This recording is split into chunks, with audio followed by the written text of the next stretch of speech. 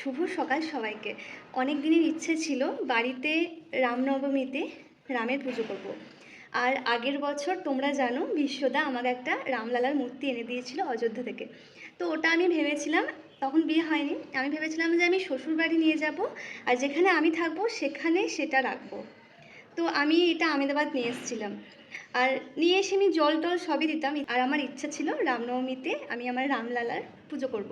তোমরা সবাই জানো আমার পার্সোনাল ব্রাহ্মণ আছে, তাই কোনো চিন্তাই নেই। ও কাল বললো যে আজ তো দুপুর থেকে রামনবমী শুরু হচ্ছে, তাহলে কাল সকালে রামলালার আমি পুজো করব। আমার তো মনটা আনন্দে ভরে গেল।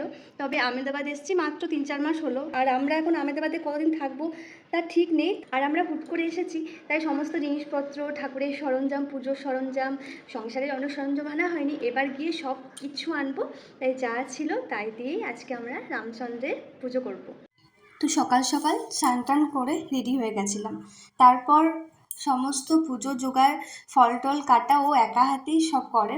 আর আমি একটু ওই প্রদীপ ধরিয়ে দিয়েছিলাম, একটু ধোয়া মোছা করে দিয়েছিলাম। আর আমার থেকে ও এত সুন্দরভাবে পুজোর জোগাড় করে, আমি ওর কাছ থেকে অনেক কিছু শিখছি, বা আমি হয়তো সেরকম কিছু জানি না। তবে ও তো ব্রাহ্মণ, আর ও এগুলোতে এখনও অ্যাটাচ, মানে বাইরে থাকলেও ও এগুলো করতে ভালোবাসে, পূজা অর্চনা সব কিছুই। তো আমাদের তোমরা জানো যে এখানে সমস্ত কিছু জিনিস নেই, তাও যা ছিল সেটুকু দিয়েই এরপর একটু একটু করে আমরা সমস্ত কিছু সাজাবো। কারণ আমরা আমেদাবাদে যে এখন কয়েকদিন আছি সেটাও ঠিক নেই, মানে কদিন আছি। তো এবার বাড়ি গিয়ে সমস্ত জিনিস আনবো, কারণ আমরা এখানেও কিনতে পারি কিন্তু বাড়িতে সব কেনা আছে। আমাদের তো হুট করে আসা হয়েছিল, এবার সব কিছু আনবো, তাই তখন সব কিছু সাজিয়ে রাখবো। আর এই যে সিংহাসনটা আমার খুব পছন্দ, সিংহাসনে তো আমার সব ঠাকুর আছে। আর একটা ছোট্ট মতো সিংহাসন নিয়েছিলাম, যেটা শুধু আমরা রামচন্দ্রের জন্য, ওখানেই রামচন্দ্র থাকে। আমাদের আজকে মানে রামচন্দ্রের পুজো করেছি বলে এটা আমরা এখানে নিয়ে এসেছি, আমাদের রামচন্দ্রকে আমরা নিয়ে এসেছি। কিন্তু রামচন্দ্রের জন্য একটা ছোট্ট সিংহাসন, ওটা শুধুমাত্র আমার রামচন্দ্রের জন্য।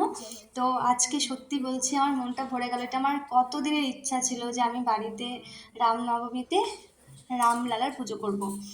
আর সেটা একদম সম্ভব হয়েছে আমার, কি বলবো, আমার মুখার্জি বাবুর জন্য। আর সত্যি কথা বলতে আজকে আমি ভীষণ খুশি। আর তোমরা সবাই ভালো থেকো, রামচন্দ্র সবাইকে ভালো রাখুক। এখন যা আমাদের দেশের পরিস্থিতি, বাইরের দেশের, তো সবাই একটু ভীতস্তম্ভ হয়ে আছে। তবে সবাই ধৈর্য ধরো, সব কিছু ঠিকঠাক হবে, আমাদের দেশের কোনো ক্ষতি হবে না। সবাই ভালো থেকো। জয় শ্রীরাম, জয় বজরংবলী। সবাই খুব ভালো থেকো।